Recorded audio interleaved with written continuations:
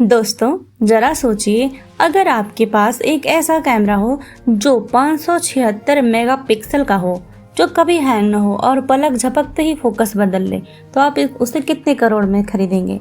जी हाँ, हम बात कर रहे हैं हमारे आँखों की। हमारी आँख सिर्फ एक लेंस नहीं, बल्कि एक पूरा का पूरा हाईटेक सिस्टम है। सबसे पहले बात करते हैं कॉर्निया की। यह आँख का सबसे बाहरी पारदर्शी हिस्सा है। इसका काम आँख में जाने वाली रोशनी को मोड़ना और धूल मिट्टी से आँखों की रक्षा करना है। कॉर्निया के ठीक पीछे होती है आइरिस।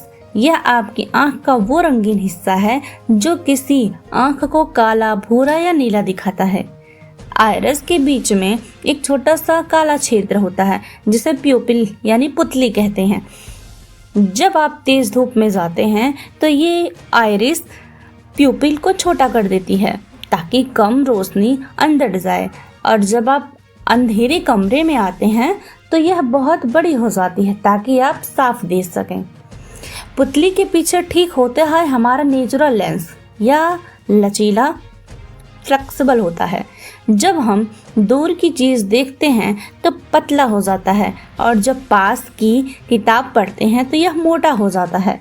इसे कहते हैं असली ऑटो फोकस। रेटिना यह आंख के बिल्कुल पीछे होता है और एक स्क्रीन की तरह काम करता है।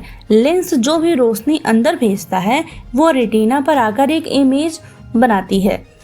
रेटिना पर जो इमेज बनती है वो हमेशा उल्टी होती है। आप सोचेंगे, अगर इमेज उल्टी बनती है तो हमें सब सीधा क्यों दिखाई देता है? यहीं पर काम आती है ऑप्टिक नर्व।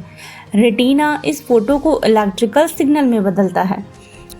रेटिना पर जो इमेज बनती है वो हमेशा उल्टी होती है।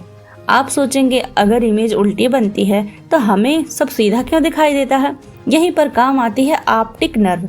रेटिना इस फोटो को इलेक्ट्रिकल सिग्नल में बदलता है और ऑप्टिक नर्व के जरिए हमारे दिमाग को भेजता है।